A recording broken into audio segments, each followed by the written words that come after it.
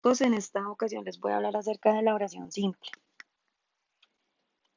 Voy a iniciar el tema con recordarles que es un enunciado. Un enunciado es un grupo de palabras que tiene un sentido completo o un sentido lógico. Generalmente cuando lo escribimos iniciamos con mayúscula y terminamos con punto, aunque podemos acompañarlo por un signo de interrogación o un signo de exclamación. El enunciado tiene dos tipos. El primero es la frase. La frase es un enunciado sin forma verbal. No hay en el verbo presente. Buenas tardes, linda blusa, buenas noches serían ejemplos. La oración, oración gramatical que va a ser el centro de nuestro video, es un enunciado que cuenta con una forma verbal. Es decir, puede ser un verbo en forma simple, un verbo en forma compuesta o una perífrasis verbal.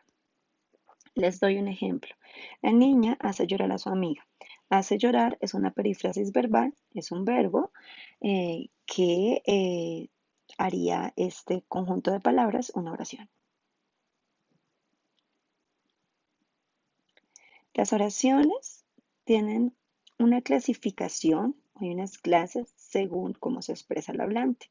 Hay unas interrogativas que plantean una pregunta, unas enunciativas que afirman o niegan, unas exclamativas que expresan alegría o tristeza, unas exhortativas que expresan una orden o una prohibición, unas desiderativas que expresan un deseo, unas dubitativas que expresan una duda. La oración gramatical como tal tiene una estructura y esa estructura se basa en dos partes. La primera es el sujeto o sintagma nominal, que es la persona, animal o cosa que realiza una acción. Y tiene un núcleo. El núcleo es el sustantivo, aunque puede ser un adjetivo o un pronombre personal. Y el predicado o sintagma verbal, que es todo lo que se dice del sujeto. Él también tiene un núcleo, que es el verbo. Volvamos a lo mismo. El verbo puede ser un verbo simple, un verbo compuesto o una perífrasis verbal. La chica juega al tenis. La chica sería mi sujeto o sintagma nominal y el núcleo del sujeto sería chica. El predicado o sintagma verbal sería juega al tenis y el núcleo sería juega. Cada una de las partes de la oración tiene unos tipos. Hablemos primero del sujeto. Existen dos tipos de sujeto. El primero es el sujeto expreso, que es el sujeto que está expreso o está presente en la oración. Hay dos tipos de sujetos expresos. El sujeto simple, que es aquel que solamente tiene un núcleo. María viajó a España. Mi sujeto sería María. Y el sujeto compuesto, que es aquel que tiene más de un núcleo. María y Juan viajaron a España. María y Juan serían mi núcleo del sujeto. También existe el sujeto tácito, que es cuando el sujeto está ausente, pero es sobreentendido, porque las acciones alguien las debe realizar. Iré a ver un partido.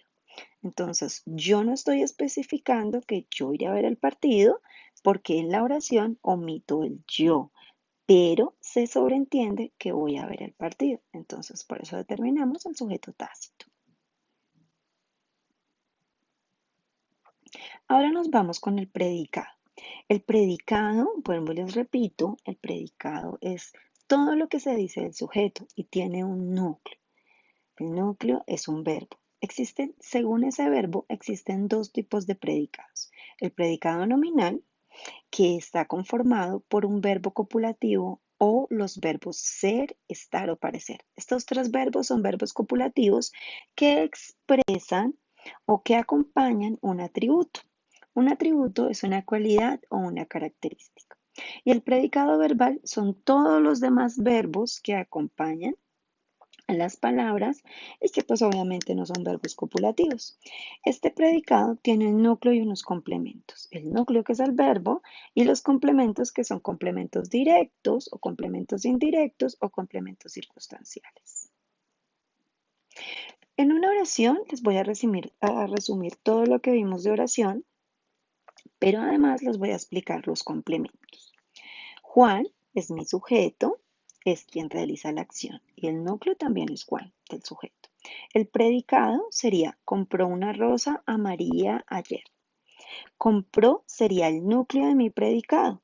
Es un predicado verbal porque no es un verbo copulativo, es decir, no es un verbo ser, estar o parecer. Es una acción como tal. Hablemos primero del complemento directo. El complemento directo está directamente relacionado con el verbo y con el sujeto. Y lo encuentro al hacerme la pregunta ¿qué? ¿Qué compró Juan? Una rosa. Por eso una rosa es mi complemento directo. El complemento indirecto lo encuentro con la pregunta ¿a quién o para quién? Y generalmente no está muy relacionado ni con el verbo ni con el sujeto. En ocasiones lo puedo omitir. En este caso, el complemento indirecto es amarillo. Luego viene el complemento circunstancial. El complemento circunstancial está más ligado a los adverbios, modo, tiempo, eh, lugar. Esos son los complementos circunstanciales. En este caso es ayer. ¿Cuándo le compré la rosa? ¿Cuándo le compré la rosa a Juan? Ayer. Entonces, esto resumiría el tema de este video. Espero que les haya quedado claro, aunque en clase lo seguiremos ejercitando.